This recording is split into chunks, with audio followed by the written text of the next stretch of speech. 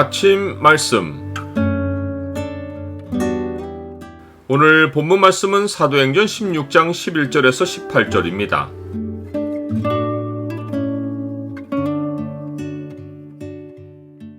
어디에 머물든지 그곳에 기도자리가 있게 하라. 오늘 본문을 소망의 창으로 보면 사람이 복음을 받아들이는 것이 주가 주권적으로 행하시는 일이라는 증거가 무엇인지가 보입니다. 소망의 창을 보여주는 구절은 16장 14절입니다.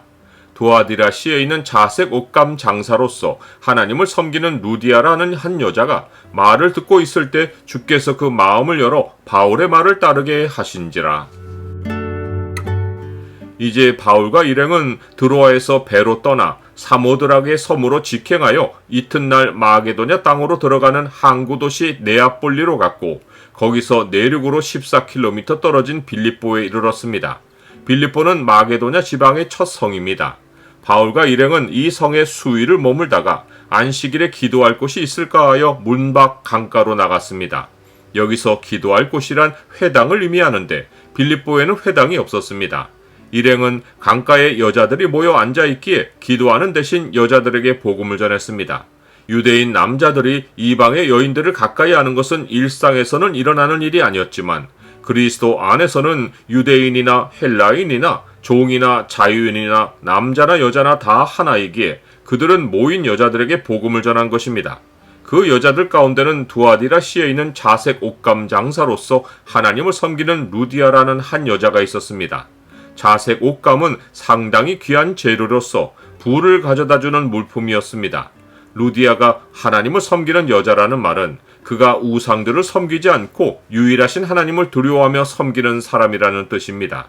그래서 루디아는 성경 말씀에 관심이 있어서 복음을 전하는 말에 귀를 기울이고 들었습니다. 사실 루디아가 이런 모습을 가진 것은 주께서 루디아의 마음을 여셨기 때문입니다. 바울은 하나님이 창세전에 예정하신 백성과 하나님의 첫 만남이 예외 없이 하나님이 그들을 부르시는 소리로 이루어진다고 말했는데, 하나님이 자기 백성을 부르시는 순간이란 주께서 복음 전하는 자의 소리를 통해 복음을 자기 백성의 귀에 들려주시는 때입니다. 그때부터 하나님 백성에게는 돌이킬 수 없는 영원한 변화가 시작됩니다. 하나님이 미리 아신 자들을 또한 그 아들의 형상을 본받게 하기 위하여 미리 정하셨으니 이는 그로 많은 형제 중에서 맏아들이 되게 하려 하심이니라. 또 미리 정하신 그들을 또한 부르시고 부르신 그들을 또한 의롭다 하시고 의롭다 하신 그들을 또한 영화롭게 하셨느니라. 루디아는 그 부르심의 순간을 맞고 복음을 믿었습니다. 그러고는 그와 그 집이 다 세례를 받았습니다. 그는 일행을 강권하여 나를 주 믿는 자로 알거든 내 집에 들어와 유하라고 말했습니다. 이것은 그가 자기 집을 사람들이 함께 모여 기도하는 장소로 내주겠다고 제안한 것입니다. 이제 바울과 일행은 루디아의 집을 기도한 곳으로 삼고 그곳에서 다른 성도들과 모여 주를 예배했습니다. 그러한 가운데 어느 날 일행은 기도하는 곳에 가다가 점치는 귀신 들린 여종 하나를 만났습니다. 이 여종이 기도하러 가는 바울의 일행을 만난 것은 우연이 아니며 하나님 백성이 하나님을 가까이 하는 것을 방해하는 것은 마귀의 전형적인 전략입니다. 그 여종은 사람들의 사정을 잘 알아맞히어서 주인에게 큰 이익을 가져다 주었습니다. 그 여종은 바울과 일행을 따라오며 많은 사람이 들으라고 소리를 질렀습니다. 그러고는 이 사람들은 지극히 높은 하나님의 종으로서 구원의 길을 너희에게 전하는 자라고 말했습니다. 귀신이 바울에 관해 사실대로 말한 것은 의도적이었습니다. 즉 귀신은 자기가 바울을 정확히 알아본 것을 통해 자기는 바울이 말하는 구원의 길도 알고 이보다 더한 것도 안다는 인상을 사람들에게 심어주려 했습니다. 혹은 자기도 바울이 전하는 복음의 동역자라는 인상을 심어서 바울의 말만 아니라 자기 말에도 사람들의 귀를 기울이게 만들려고 했습니다.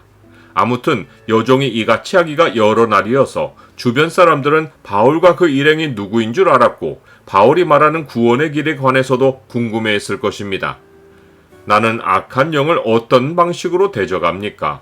바울은 여러 날 귀신에게 괴롭힘을 당하다가 예수 그리스도의 이름으로 그 귀신에게 나오라고 명령했습니다. 귀신은 즉시 나왔습니다. 이를 통해서 사람들은 귀신이 한 수 위가 아니라 예수 그리스도가 더 권능이 있으신 것과 귀신과 바울의 일행이 동역의 관계가 아닌 것을 알게 되었습니다. 여기서 바울이 즉각 귀신을 쫓아내지 않고 여러 날을 그냥 지켜보다가 그리한 것은 귀신을 다루는 일이 반드시 귀신을 쫓아내는 일부터 시작하지 않기 때문입니다. 바울은 마귀를 대적하는 길이 오히려 우리가 하나님께 복종하고 하나님을 더 가까이 하는 것인 줄을 알았습니다. 이런 이유로 그는 몇 날 동안 귀신을 뒤로하고 기도하는 곳으로 가서 하나님의 임재를 가까이 했습니다. 이런 삶의 결과로 예수 그리스도의 권능이 바울의 입을 통해 역사하시어 귀신이 내쫓기는 일이 생겼습니다. 귀신은 거룩하신 하나님의 임재를 가장 두려워하기에 우리가 하나님을 가까이 할수록 귀신은 필연적으로 우리를 피합니다. 그런즉 너희는 하나님께 복종할지어다. 마귀를 대적하라. 그리하면 너희를 피하리라. 하나님을 가까이 하라. 그리하면 너희를 가까이 하시리라. 죄인들아 손을 깨끗이 하라. 두 마음을 품은 자들아 마음을 성결하게 하라.